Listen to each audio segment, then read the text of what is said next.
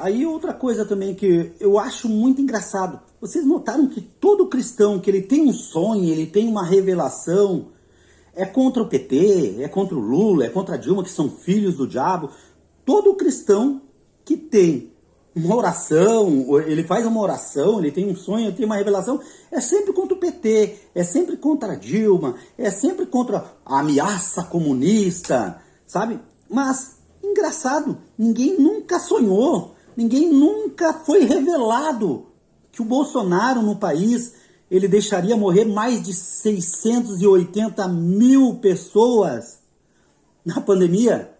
Ninguém nunca teve uma revelação que o atual presidente ia deixar morrer mais de 680 mil pessoas na pandemia. Mas não porque a pandemia veio e destroçou tudo, não, porque ele era negacionista, porque ele negava-se a usar, a comprar as vacinas para o povo. Ah, mas a vacina vai transformar em jacaré. É um absurdo um presidente da República imitando pessoas com falta de ar. É um absurdo um presidente da República deixar as pessoas morrer com o vírus, do coronavírus, sabe? Então, mas eu vou virar jacaré. Compra a vacina para o povo. Se tu não quiser tomar, tu não toma, mas tu compra para o povo. E todos aqueles que queiram tomar, tomem. Aqueles que não queiram, não tomem. Mas o presidente deixou morrer 680 mil pessoas no Brasil.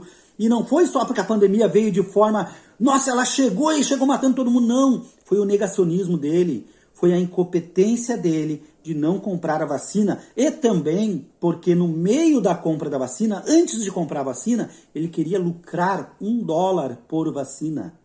$1 por vacina. Quer dizer, o presidente queria comprar as vacinas, mas ele queria ganhar $1 por vacinas, ou seja, ele queria ganhar R$5 a cada vacina comprada para o governo dele. E aí morreu 680 mil pessoas.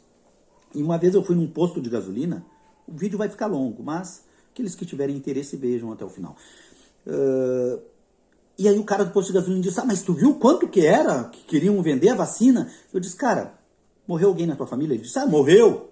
Meu tio lá, o irmão da não sei quem. Eu disse, claro, assim, mesmo que a vacina fosse um salário mínimo, se fosse para salvar o teu filho, o teu pai, ou a tua mãe, ou o teu irmão, tu pagaria até um salário mínimo. Mas como é uma pessoa distante, é primo do irmão da tua mulher, é um tio distante que tu nunca viu, daí tu não quer comprar. Mas se fosse um filho, um pai, uma mãe ou um irmão, tu pagaria. Isso é a falta de amor no mundo. Porque daí as pessoas olham para o próximo, se é um próximo distante, nem é próximo, pode morrer, entendeu? Aí as pessoas nunca tiveram um sonho, nunca tiveram uma revelação que o Bolsonaro envergonharia o evangelho de Cristo.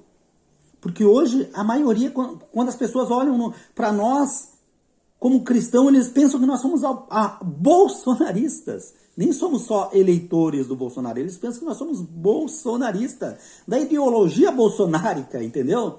E ninguém nunca sonhou, nunca teve uma revelação que o Bolsonaro envergonharia o evangelho de Cristo porque ele pegou a corrupção e jogou para dentro da igreja. Eu não quero nem falar das outras corrupções de 51 imóveis com dinheiro vivo, com 107 imóveis que foram comprados, né? 51 foram em dinheiro vivo. Mas eu nem quero entrar nessas outras corrupções, mas se tratando apenas do evangelho.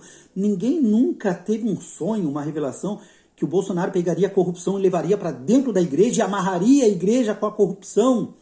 Porque o Bolsonaro, ele deu ouro, barras de ouro para um pastor levar para dentro das igrejas, para trazer a corrupção para dentro das igrejas. Ele deu barras de ouro e dinheiro vivo para esses pastores. E aí acontece o quê? Que a igreja ficou tão amarrada que daí começa a levar os crentes a mentir em prol de um governo, naturalizando a mentira e envergonhando o evangelho de Cristo. Naturalizando a mentira, eu queria trazer para vocês o que diz lá no livro de João, capítulo 8, versículo 44, que diz assim: Vós tende por pai ao diabo, e quereis satisfazer os desejos do vosso coração. Ele foi homicida desde o princípio, e não se firmou na verdade, porque não há verdade nele. Quando ele profere a mentira, fala do que lhe é próprio, porque é mentiroso e pai da mentira. Então João 8,44 fala que o diabo é o pai da mentira. E quando ele fala mentira, ele fala do que lhe é próprio. E aí só que o versículo começa dizendo, vós tendes por pai O diabo. Então cabe a vocês, cristãos, decidir, vocês vão se firmar na verdade ou vão usar a mentira, desde que seja para agradar aquele coração de vocês e defender o político que vocês têm interesse em defender.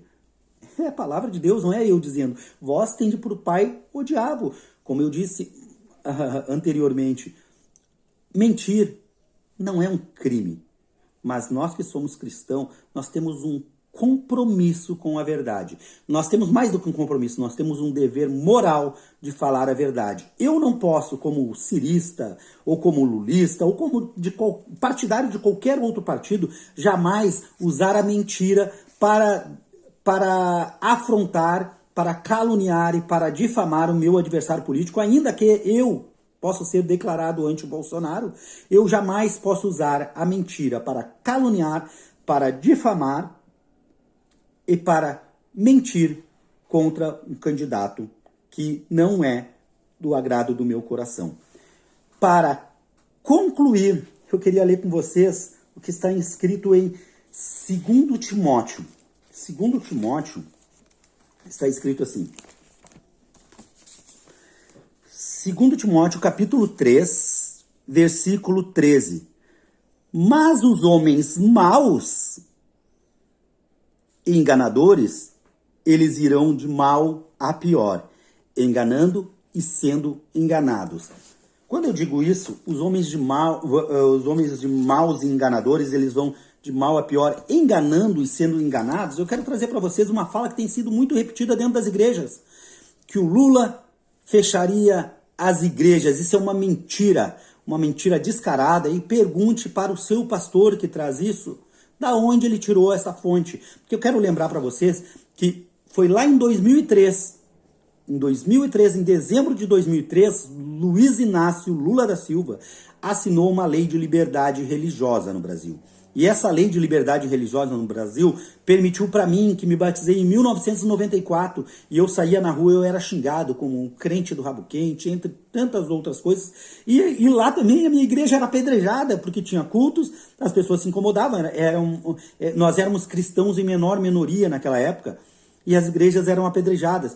E aí, em 2003, o Lula assinou uma lei de liberdade religiosa no Brasil, onde as igrejas puderam ser passadas a ser respeitadas e dignamente pregar o evangelho, tanto que hoje nós podemos pregar nas nossas casas, nas ruas e nas praças e até dentro das igrejas. E se a igreja for apedrejada, a igreja pode entrar com um processo contra aqueles que as agrediram.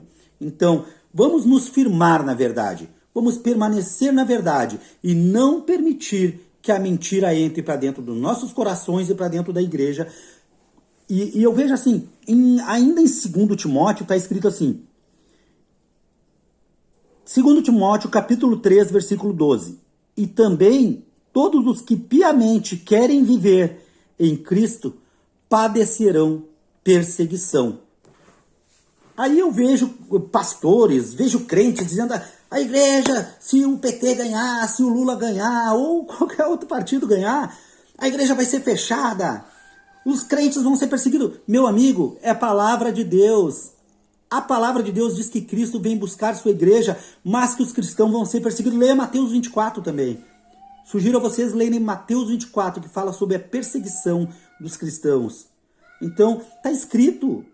Os cristãos vão, aqueles que servem a Deus piamente, eles padecerão perseguição. Só que os homens de hoje que pregam o evangelho, eles não querem mais pregar o evangelho, que padecerão perseguição. Pedro, Paulo, João, Mateus, Lucas, todos foram perseguidos.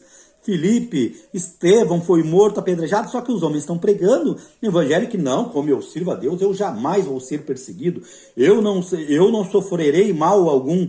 Por que os outros apóstolos, os discípulos poderiam? Mas estão pregando o evangelho que aquele que anda com a Bíblia na mão não vai ser agredido. Inclusive tem perseguido os outros, né? Então, mas a palavra de Deus nos diz que os que servem a Deus serão, sim, perseguidos e padecerão perseguição. E a palavra de Deus, lá em Apocalipse, capítulo 22, versículo 20, diz assim, ora vem, Senhor Jesus. Então a nossa oração tem que ser que a palavra de Deus se cumpra e que o Senhor venha buscar a sua igreja, porque essa é a promessa. E aqueles que estão firmados na promessa,